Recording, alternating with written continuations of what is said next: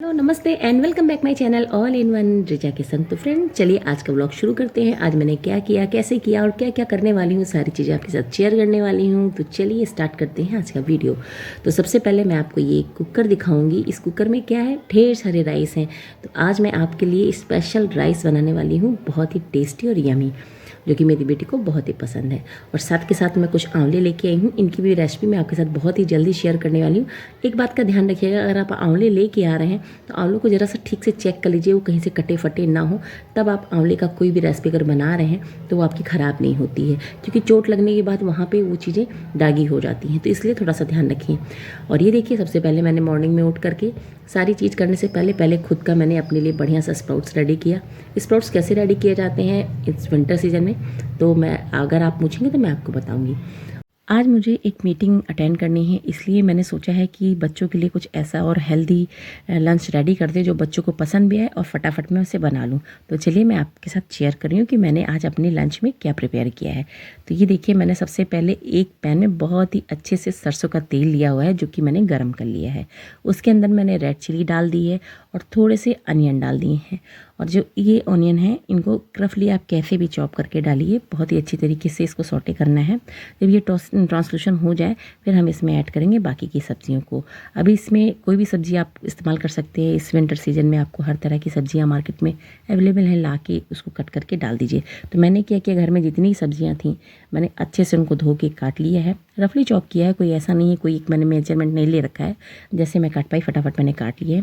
और सबसे पहले हम कुक कर रहे हैं मटर को और बीन्स को, क्योंकि इनको पकने में थोड़ा सा टाइम लगता है, इसलिए सबसे पहले इन्हीं को मैंने डाला है।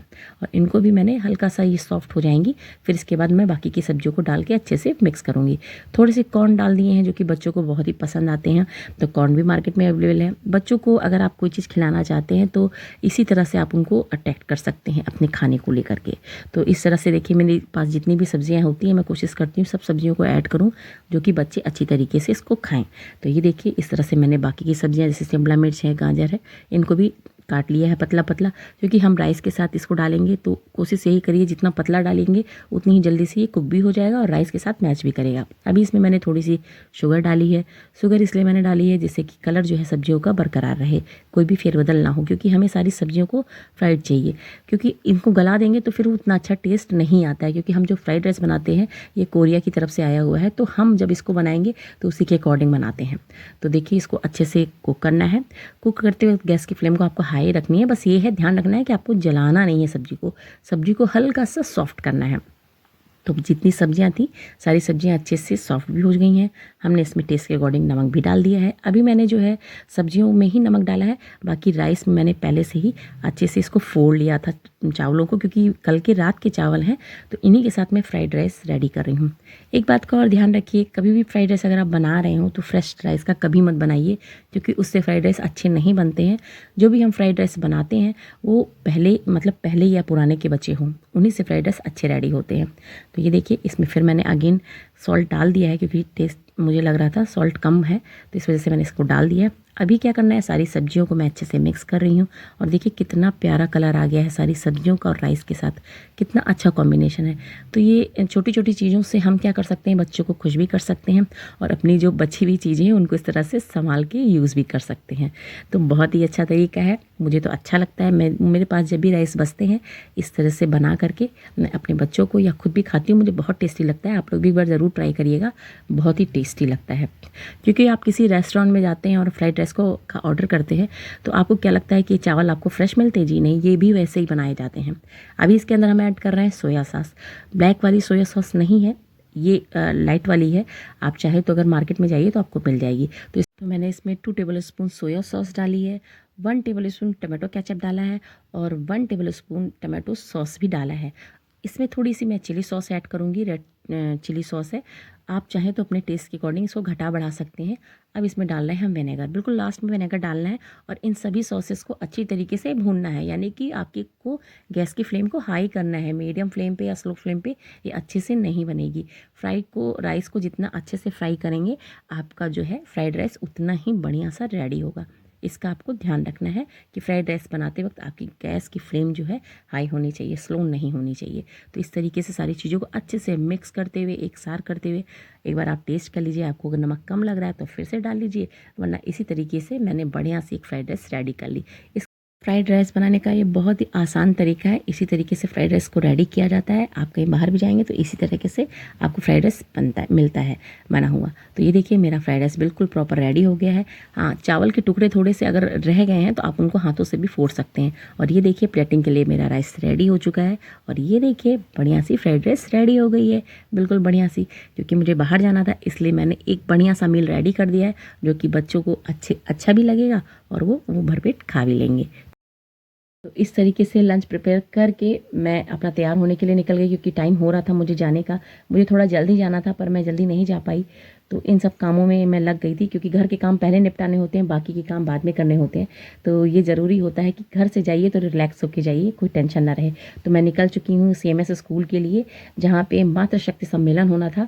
और वहाँ पे सच में मैं जब एंट्री करके आई हूँ, जब देखा मैंने वहाँ पे, तो करीब 2 से 2,500 महिलाएं एकत्र हो चुकी थीं। मतलब सब आ चुके थे, हम लेट थे मुझे ऐसा लग रहा था। तो वहाँ पे जब जाने के हुआ, लगा कि लोगों के पास सच में इतना लोग सोचते हैं, इतना अपने लिए टाइम निकालते हैं और आए हैं लोग, इसका मतलब कुछ बात है। तो फिर मैं जब अंदर गई तो सच में स्ट्रेंथ और भी ज़्यादा मुझे लगी। तो इस तरीके से जब हम जैसे पास होते हैं, पासेस मिले थे हम लोगों को एंट्री करने के लिए, क्योंकि बहुत दूर दूर से लोग आए थे। बहुत ही मतलब ज्ञानी विज्ञानी कहाँ कहाँ से लोग आए थे। सच में ऐसे लोगों से मिलके एक हमें खुद को ज्ञान मिलता है। एक लगता भी है कि हाँ, हम में से भी वो महिलाएं हैं जो आज कहाँ किस स्तर पे आके पहुँची हैं। तो सबसे पहले हम लोगों ने एंट्री की। एंट्री के लिए पासेस हम लोग के देखे गए, क्योंकि ये सब चीज़ें ऐसी होती हैं कि एक उसके तहत होती हैं जिससे कि एक सुरक्षा बनी रहे। तो ये देखिए इस तरीके से हम लोग के टिकट चेक किए गए और साथ में हम लोगों को एक बैग भी दिया गया। उसके अंदर मुझे पेन, डायरी और एक बुक्स मिली उससे रिलेट करती हुई, जो कि जो ये सम्मेलन था, मातृ सम्मेलन, तो इसके अकॉर्डिंग सारी चीज़ें हमें उसके अंदर बैग के अंदर मिली थी। और इस तरीके से मतलब एक एंट्री बहुत ही अच्छी हुई, शानदार एंट्री थी। और वहाँ पे जब हम लोग गए तो अंदर जब हॉल में आप देखेंगे तो सच में आप भी चौंक जाएंगे कि सच में क्या लोगों के पास इतना टाइम है। हाँ है, आज के समय में लोग इतना अपने आप को जागरूक कर चुके हैं कि सारी चीज़ें जानना चाहते हैं। तो महिलाएं भी पीछे नहीं हैं। चलिए मैं आपको रिजल्ट दिखाती हूँ, आप खुद चौंक जाएंगे। आ जाइए, आ जाइए, कितना बड़े आइए।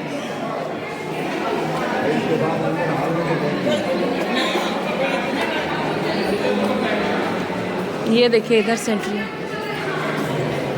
एंट्री इधर से। प्रोग्राम तो इधर ही है ना प्रोग्राम? जी जी जी।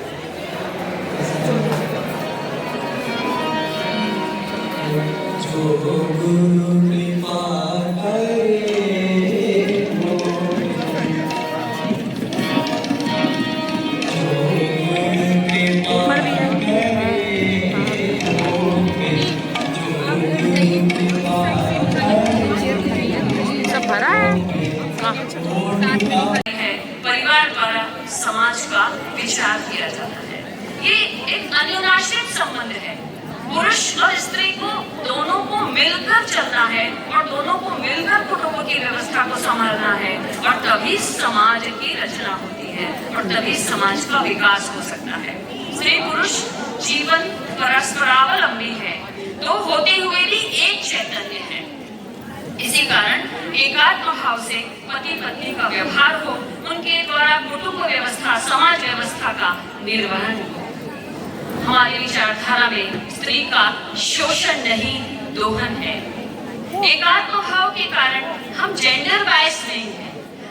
तो आप सुन सकते हैं और देख सकते हैं कि कितनी भीड़ है और कितनी अच्छी अच्छी बातें हम बताई जा रही हैं। सच में ये जो भी लोग स्टेज पे इस तरीके से बोल रहे हैं तो ज़रूर इनका कुछ एक ओहदा है, ज़रूर ये एक ऐसे पद पे हैं जो अपनी चीज़ों को खुद का एक मतलब भीड़ से हटके हैं। जैसे हम लोग यहाँ पे बैठे हुए हैं ना, हम भी कुछ चीज़ सोच रहे हैं। यहाँ पे बहुत से ऐसे हैं जो लॉयर हैं, बहुत से ऐसे NGO से जुड़े हुए हैं, बहुत सारे लोग यहाँ पे इकट्ठा हुए हैं, अपने अपने मत को रखते हैं, बातों को बताते हैं। सच में अच्छा लगता है। पहली बार ऐसा हुआ है कि मैं इस टाइप से किसी सम्मेलन में शामिल हुई हूँ। होते रहते हैं, छोटी मोटी चीज़ें होती थी, पर इतने बड़े स्तर पे चीज़ें मैंने पहली बार देखी। और सच में आप देख सकते हैं पूरी हॉल मतलब पीछे तक भरा हुआ है, ऊपर कॉरिडोर पूरा भरा हुआ है। मतलब सब लोगों ने बहुत ही टाइम दिया और सच में बहुत ही अच्छा लगा। बहुत ही अच्छे से प्रोग्राम हुए जो हम लोगों ने खूब अच्छे से एंजॉय किया। तो इस तरीके से ये सारी चीज़ें होती हैं, इसमें सिर्फ हमें आगे बढ़ने की ही प्रेरणा मिलती है। अगर आप लोग को भी टाइम मिले तो इस तरह के जो भी सम्मेलन होते हैं ज़रूर जाइए। आपको बहुत से लोग ऐसे मिलेंगे जिससे आपको मतलब ज्ञान तो मिलेगा ही, साथ में आपको एक मोटिवेशन भी मिलेगा कि आपको क्या करना है आगे। तो इस टाइप के जो भी सम्मेलन होते हैं, मीटिंग्स होती हैं, उसको ज़रूर अटेंड करें।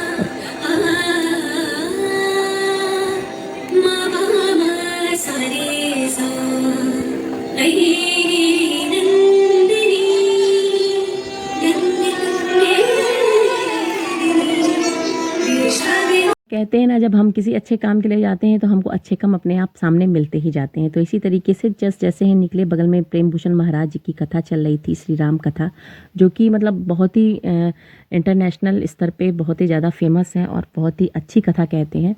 तो बगल में ही चल रही थी, तो हम लोग को उसका भी करने का मतलब, एक कहते हैं ना कि एक भाग्य होता है हर इंसान का हर चीज़ करने का। तो एक समय ऐसा आया था कि हाँ, हम लोग भी वहाँ पे गए और वहाँ पे जो था व्यास जी की गद्दी लगी थी। हालांकि वो आए नहीं थे क्योंकि उनका टाइमिंग जो है 4 बजे से था।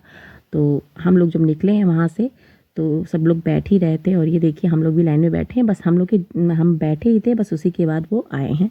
तो ज़्यादा देर तो हम नहीं बैठ पाए, आधे घंटे के लिए ही बैठे थे, पर बहुत ही अच्छा लगा। एक के बाद एक नई चीज़ें हमें देखने को मिली जो कि बहुत ही अच्छा लगा। तो इस तरीके से पूरा दिन बहुत ही अच्छी तरीके से बीता फ्रेंड्स। तो इस तरीके से आपको मेरा व्लॉग कैसा लगा, सारी चीज़ें कैसी लगी और प्रेम भूषण महाराज जी की कथा कैसी लगी, जो कि अभी चल ही रही है। अगर आप देखना चाहते हैं तो यूट्यूब पे सर्च करिए, उनकी कथा बहुत ही अच्छी तरीके से कही गई है, जो कि आप देख सकते हैं। फ्रेंड्स, ये था आज का मेरा पूरा व्लॉग। आपको कैसा लगा कमेंट करके ज़रूर बताइएगा, क्या चीज़ें अच्छी लगी वो भी कमेंट करके ज़रूर बताइएगा। तो मिलते हैं अगले वीडियो में, तब तक के लिए स्वस्थ रहिए, मस्त रहिए। जय श्री राम कहते रहिए।